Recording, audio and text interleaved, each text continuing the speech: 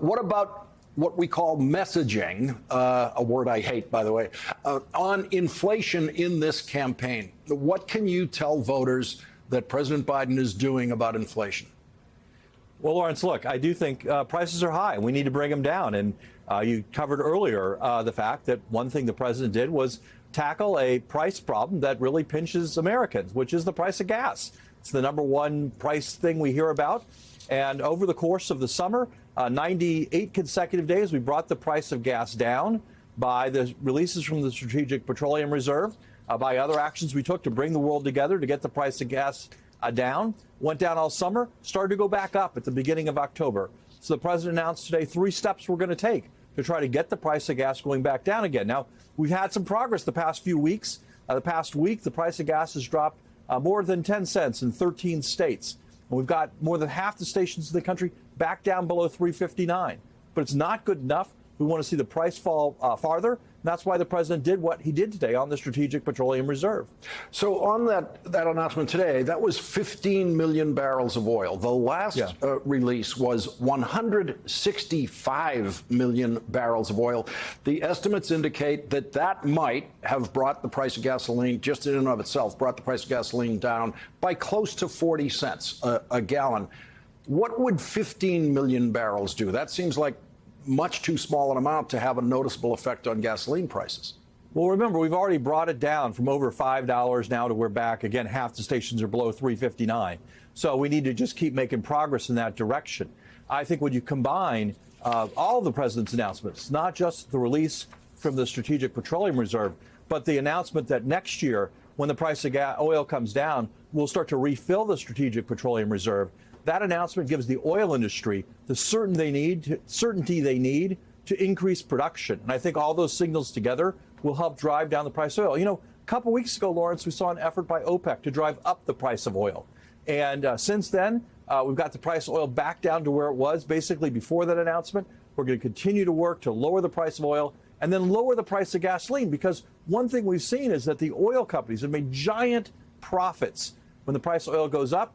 Price of oil comes down, the price of gas is not coming down at the same pace. So the president today really hit hard the fact that the oil companies that are seeing the price of oil go down, they need to bring the price of gas down as fast as the price of oil is coming down. This may be an issue that future White House chiefs of staff 20, 30 years from now never discuss, because the battery production grants that you have delivered in the infrastructure bill and the advance of electric cars may reduce or eliminate this as a consumer worry in the future. So what about the grant process that ends up delivering to mostly Republican states, this massive grant process for building these batteries and helping to fuel these cars?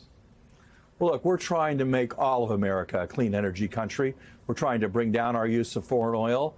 We're trying to bring down the cost to consumers of transportation. When the president got here, less than 1 in 50 cars was an electric vehicle. We're now already at 1 in 12, and the number keeps going up every single month. And what's important to the president is that we make those cars here in America, at American factories, creating American jobs, and with better security for our country, because right now, almost all the batteries in those electric vehicles are imported from China. So the president said today is we're going to put all over this country factories where we make those batteries, putting Americans to work, building our energy future, building the future of the American automobile industry. That's going to create a lot of great jobs all around this country, in some cases 6-figure jobs for people who don't even have a college degree. That's what we're aiming for through this initiative, through the president's CHIPS plan to bring high-tech jobs all over the country. You know, the president doesn't look at this as a blue state, red state thing. He looks at this as a red, white, and blue thing. Growing this country's economy, growing the quality jobs we have, moving towards a more high-tech, clean energy future with everyone coming along. Social Security cost of living increase is the classic good news, bad news story. The good news is you're getting the highest cost of living adjustment in the last 40 years. The bad news is you need it because inflation is moving the way it is moving. What can you tell Social Security recipients going forward and Medicare participants going forward about what what this administration can do to help control the inflation that is driving these increases in their cost of living. Well, Lawrence, you know from your time on the Finance Committee, what I can tell them is something that is very rare in American history, which is they are getting a big COLA, but what's not happening is it's not being offset by an increase in the Medicare premium. In fact, the Medicare premium will go down next year. It's the first time in a decade that the Social Security COLA has gone up and the Medicare premium has gone down. And it's never been this dramatic in terms of the premium going down and the COLA going up.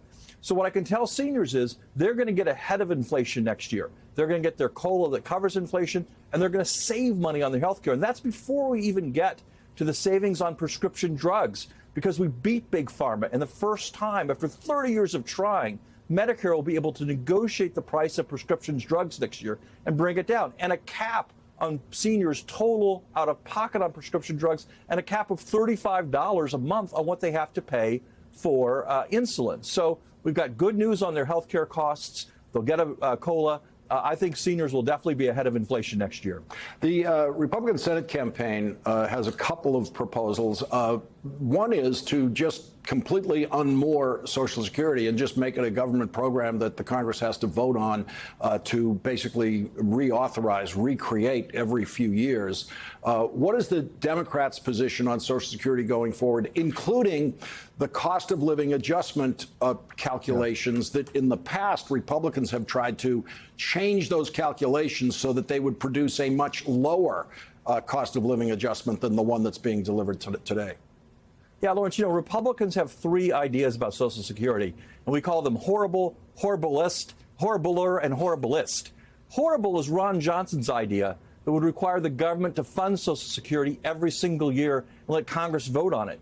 Horribler is the idea of Senator Rick Scott, which would abolish Social Security and Medicare every 5 years and start from scratch on the programs every 5 years. Lord only knows what they would look like. And horriblist is the idea that came from Leader McCarthy this week with other House Republicans saying that they would essentially crash the U.S. economy in 2023, put the economy into what they call default, have the government be unable to pay its bills unless the White House agreed to cut Social Security, cut Medicare, raise the retirement age, other kinds of cuts in this program, which the president is never going to agree to. So those are three horrible ideas we will see from Republicans on Capitol Hill if they take the majority next year.